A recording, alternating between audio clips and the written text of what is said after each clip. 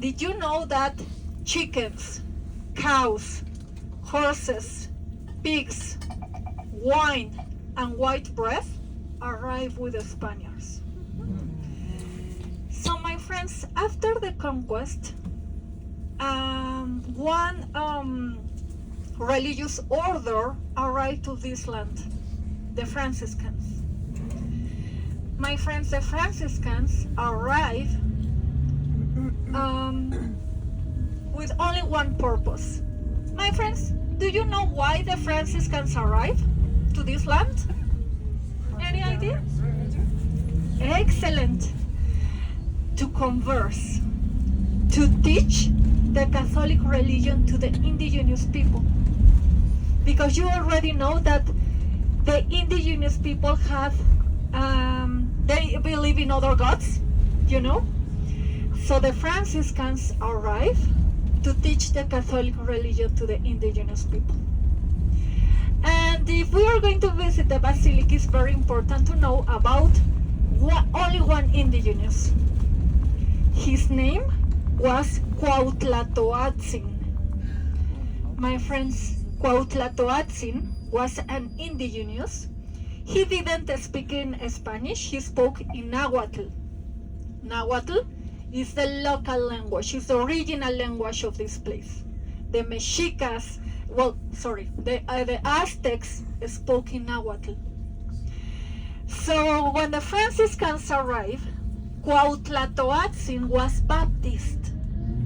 And when he was baptized, he received the name of Juan Diego. And guess what? Juan Diego accepted this new religion as yours. He was very devoted. And actually, according to the narratives, Juan Diego, every day, Juan Diego attended Mass in the church of Tlatelolco. So my friends, 10 years after the conquest, Juan Dieguito was walking in the Tepeyac Hill, in what is now the Shrine of the Virgin. Juan Dieguito was walking, the Tepeyac Hill, because according to the narratives, the Tepeyac Hill was Juan Diego's way to go to the church of Tlatelolco. So it was 9 of December 1531, Juan Dieguito was walking on the Tepeyac Hill, and suddenly he saw a beautiful woman with brown skin, black hair, and brown eyes. And the woman said, "Juanito, Juan Dieguito, my lovely son, I am the mother of God, and I have a message for you. Please go and tell the bishop that I want a temple here in the Tepeyac Hill." At the very beginning, Juan Diego was speechless, but she did what the Virgin said. Unfortunately, the bishop was left unconvinced, and the bishop asked Juan Diego to leave. Later that day, Juan Diego spoke to the Virgin, and he explained that the bishop didn't believe him. The Virgin asked him to continue insisting. The next day, after the Mass, Juan Dieguito spoke to the bishop a second time. And guess what? The bishop demanded a proof for the vision. Later that day, Juan Diego returned to the Tepeyac Hill, and he explained to the Virgin that the bishop was asking for a sign. The Virgin agreed, but she asked him to come back the next day because it was late and he needed to get home safely. So Juan Dieguito said goodbye to the Virgin and headed home. When he arrived to his house, he discovered the terrible news that his uncle was sick. He had a smallpox.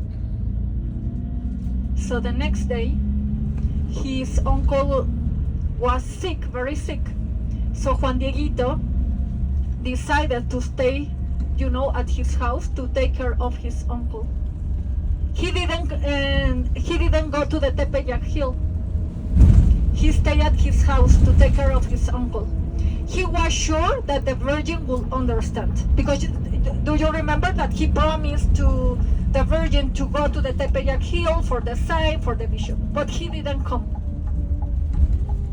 He stayed with his uncle. The next day, the 12th of December, unfortunately, his uncle was dying. So Juan Dieguito was looking for a priest to administer the holy oils to his uncle. To avoid being delayed by the Virgin, Juan Diego chose another route.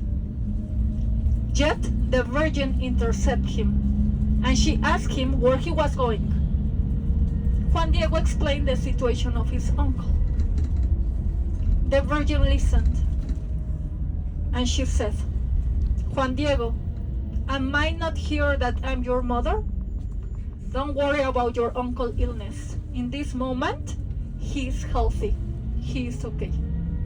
And the Virgin continues saying, Juan Dieguito, please go to the top of the hill. You will see some roses. The roses will be the proof for the bishop. So Juan Dieguito climbed the hill of Tepeyac, and he saw beautiful roses. Because let me tell you something. At that time, the Tepeyac Hill was only covered with Mexican cactus. That's all. But when he arrived, at the top of the hill, he saw beautiful roses. He picked some of them, and he kept the roses inside of his cloak, and he went towards Bishop's house. When Juan Diego was before the bishop, the indigenous opened his cloak, the roses fell out, and my friends,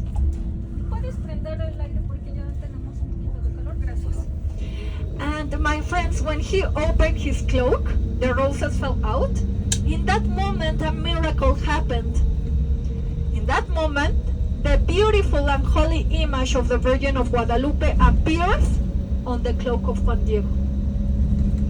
In that moment, the bishop fell on his knees and he said, Juan Diego, please forgive me because I didn't believe you. Immediately, I will give the order to build a temple for the Virgin. My friends, that's the story of Juan Diego. Let me tell you something. In Mexico, the Virgin Mary is known as the Virgin of Guadalupe. And let me tell you something. At the very beginning, after the conquest, the indigenous people didn't accept this new religion. Why? The indigenous people said, why? I have my own gods. I have my own temples. So at the very beginning, the indigenous people didn't accept this new religion. But everything changed after the appearance of the Virgin of Guadalupe on the Tepeyac Hill. After that moment, the indigenous people accepted this new religion. Why, my friends? Because the Virgin of Guadalupe is like the indigenous, with brown skin, black hair, and brown eyes. And also, when Mexico was in its heyday, my friends, the basilica is located, in the Tepeyac Hill. So the Tepeyac Hill is here. Here. The Tepeyac Hill was located at the shore of the lake. Sorry.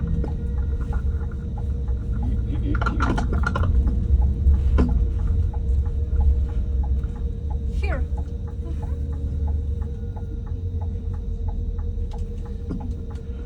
My friends, when Mexico Tenochtitlan was in its heyday, in what is now the Basilica, in what is now the Shrine of Guadalupe, the Aztecs had a temple for Tonantzin. Who was she? Who was Tonantzin? Tonantzin was a goddess. an Aztec goddess. So after the appearance of the Virgin of Guadalupe, the indigenous people thought that the Virgin of Guadalupe was Tonantzin. Actually, an interesting fact is that in some towns of Mexico, the Virgin of Guadalupe is known as Tonantzin. That's why. Okay?